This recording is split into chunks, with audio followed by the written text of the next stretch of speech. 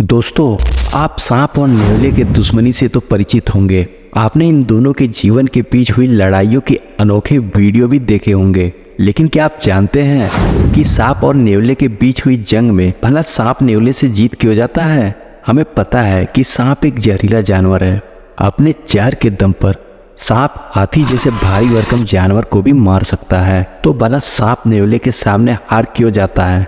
आखिर नेवले के पास वो कौन सी खूबियां हैं जिनके सामने सांप घुटने टेक देता है? क्या सांप हर बार नेवले से हार जाता है? और क्या नेवले के अलावा कोई और दूसरा जीव है जिस पर भी सांप का जहर बेअसर हो जाता है? चलिए जानते हैं। दोस्तों, सांप और नेवले की लड़ाई में एक बात तो पक्की है कि सांप सिर्फ अपनी जान बचाने के लिए मजबूरन नेवले पर हमला करता है। वहीं नेवला सांप को मारने और खाने के लिए सांप पर हमला करता है। यानी इतना तो तय है कि इन दोनों की लड़ाई होने के पूर्व ही विजेता नेवला होता है। सांप को मार डालने में नेवले की सफलता का कारण उसके 4 प्रमुख विशेषताएं हैं, जिनमें से एक है नेवले का अत्यधिक फुर्तीला होना। जो जीव जितना फुर्तीला होता है उसे सामने वाला जीव उतना ही सुस्त दिखाई पड़ता है। यदि हमें सांप का हमला इतना तेज दिखाई देता है तो वही हमला एक नेवले को इतना सुस्त दिखाई देता है। अपनी अत्यधिक फुर्ती के कारण नेवला 100 में से 99 मौकों पर सांप के हमले से बच जाता है। लेकिन जब नेवले द्वारा हमला किया जाता है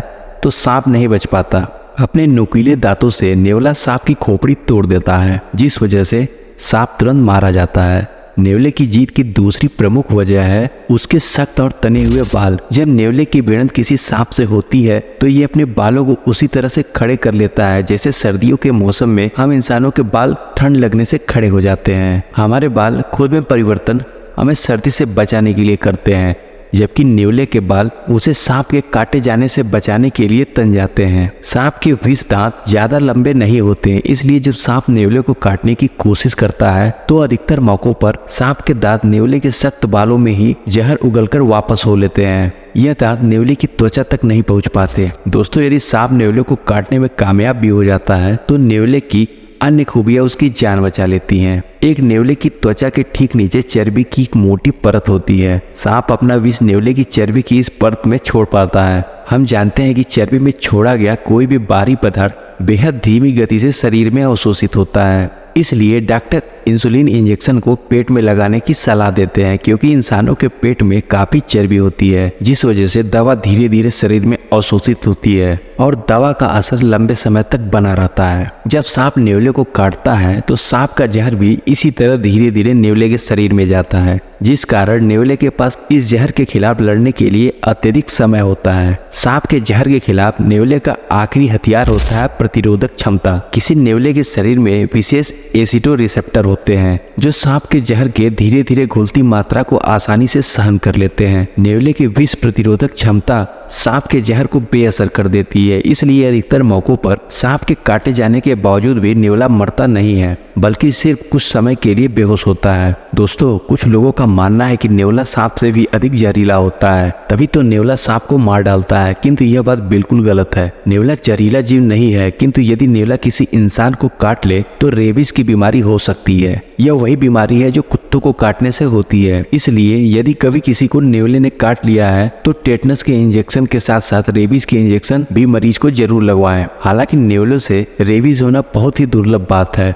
किंतु फिर भी सावधानी के लिए रेबीज का टीकाकरण अवश्य करवा लें। खैर दोस्तों, हम नेवले की अद्भुत खूबियों के बारे में जान चुके हैं, लेकिन क्या सांप और नेवले की लड़ाई में हर बार जीत केवल नेवले की होती है? बिल्कुल नहीं। नेवला आमतौर पर अधिक बड़े सांपों पर हमला नहीं करता। एक बड़ा कोबरा नेवले के लिए कठिन चुनौती पेश करता है, क्योंकि बड़े सांपों के पास अधिक ताकत होती है। कई बिना जहर वाले सांप जैसे अजगर नेवलों को अपनी ताकत के बल पर आसानी से मार सकते हैं। यहाँ मैं आपको एक और महत्वपूर्ण बात बताना चाहूँगा। नेवले के अंदर जो एसिटो रिसेप्टर होते हैं वह सिर्फ न्यूरोटॉक्सिक जहर वाले सांपों से ही नेवले को बचाते हैं। न्यूरोटॉक्सिक जहर वाले सांपों में कोबरा प्रमुख है। वही हेमोटॉक्सिक विष वाले सांप जैसे रसेल वाइपर या पिट वाइपर के जहर से नेवला नहीं लड़ पाता। यानी अगर ऐसे सांप नेवले को डस ले तो नेवले पर वैसा ही असर होगा जैसा अन्य प्राणियों पर होता है। वैसे आमतौर पर नेवला वाइपर सांपों के दांतों से बचता हुआ उन्हें भी मार डालता है,